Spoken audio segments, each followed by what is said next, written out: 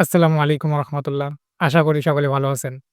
আমার বিজনেস স্টোরিতে আপনাদেরকে স্বাগতম। আজকে মূলত যারা বিনা পুঁজিতে ব্যবসা শুরু করতে চান তাদের উদ্দেশ্যে কিছু কথা বলব। আসলে কি বিনা পুঁজিতে ব্যবসা শুরু করা সম্ভব? বা যদিও সম্ভব হয় তাহলে কতটুকু এগোনো যায়?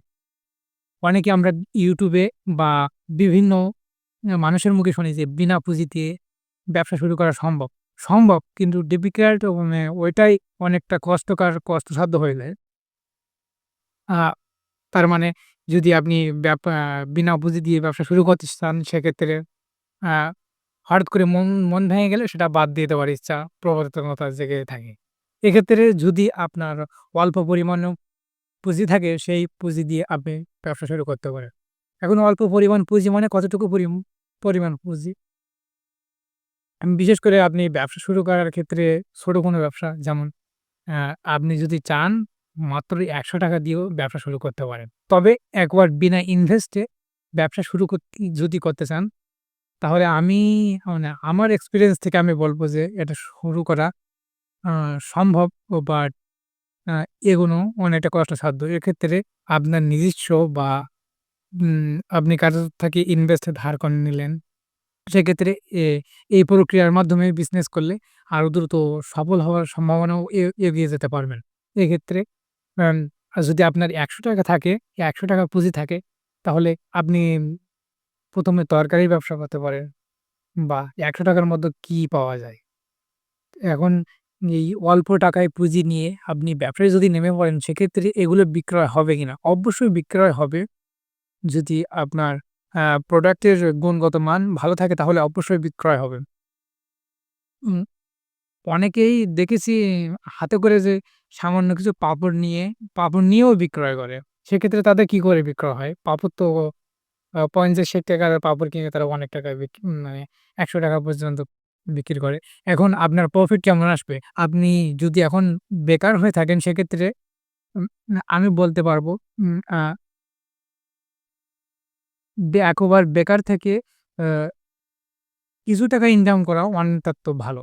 যেমন আপনি যদি ৳১০০ ইনভেস্ট করেন তো ৳১২০ তো লাভ মানে টোটাল ৳১২০ সেক্ষেত্রে ৳২০ কমিশন লাভ করতে পারবেন। আর ব্যবসা হলো লাভ লসের ক্ষেত্র। এক্ষেত্রে যদি আপনি অল্প পরিমাণ ইনভেস্ট দিয়ে শুরু করেন তাহলে লোকসান হওয়ার কোনো সম্ভাবনা নেই। এক্ষেত্রে ব্যবসার মাইলফেজ গুলো একটু ভালোভাবে বুঝতে হবে। আ আমরা বিভিন্ন কারণে অকারণে চাকরি খোঁজাখুঁজি করি যে আমার কাজ নাই ইত্যাদি। এই বিষয়গুলো বিভিন্ন প্রেক্ষাপটে বলে থাকি।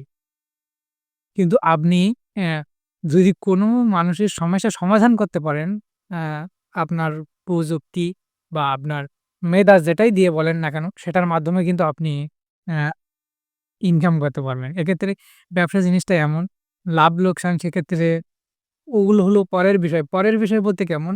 যখন আপনি আ অনেকগুলো টাকা ইনভেস্ট করবেন বা অনেকগুলো প্রোডাক্ট লঞ্চ করবেন, সেক্ষেত্রে আপনার অ্যা যদি প্রোডাক্টের গুণগত মান খারাপ থাকে সেক্ষেত্রে লোকসান হবে। কিন্তু আপনি যদি অল্প পরিমাণ পুঁজি দিয়ে শুরু করেন তাহলে আপনার লোকসান হওয়ার কোনো প্রকার সুযোগ সুবিধা থাকবে না।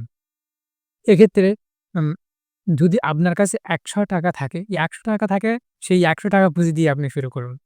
অবশ্যই অ্যা যদি আপনি ভয়ভীতি পান যে আমার লজ্জা করে, লোক লজ্জা ইত্যাদি এই বিষয়গুলো যদি আপনি খেয়াল রাখেন তবে আমি বলব যে আপনার দ্বারা সম্ভব না। আপনি বাহির হন।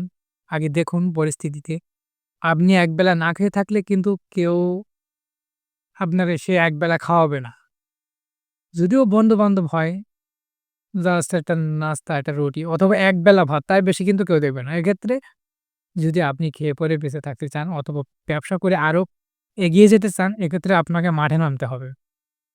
এজন্য যারা বিনা পুঁজিতে অ্যা ইনভেস্টমেন্ট এর কথা বলে, আমি তাদেরকে বলব একবার বিনা পুঁজি দিয়ে সম্ভব বা যেমন আপনি যেখান থেকে প্রোডাক্ট কিনবেন অথবা মালামাল কিনবেন তারা যদি আপনাকে বিনা পুঁজি দিয়ে শুরু করতে দেয় তাহলে আপনি পারবেন। তবে আমি বলব আপনার যদি পুঁজি থাকে তাহলে আপনার সক্ষমতা বাড়বে। এখন আপনি ভাবতে পারেন আমার ৳৫০ লাভ হচ্ছে দিনে। ১ সপ্তাহে প্রতিদিন হিসেবে ৳৫০ করে লাভ হচ্ছে। তাহলে ৫০০ তো ৳৩৫০ ১ সপ্তাহে ৳৩৫০ লাভ হচ্ছে। এটা অনেকটা কম। সেক্ষেত্রে আমি বলব অ একবার বেকার বা খালি হাতে না থাকার থেকে এই ৳৩৫০০ আপনার জন্য অনেকটা গুরুত্বপূর্ণ বা অনেক কিছু শিক্ষা নিতে শেখাবে। এক্ষেত্রে আমি আপনাকে বলব যে আপনার যতটুকু সামর্থ্য আছে সেটাই দিয়ে শুরু করুন। তাহলে আপনি এগোতে পারবেন। ধন্যবাদ। এই বিষয়টি শেয়ার করার জন্য মূলত ছিলাম। আ এখন আজান দিচ্ছে। তো রাখছি। সবাই ভালো থাকবেন। আসসালামু আলাইকুম।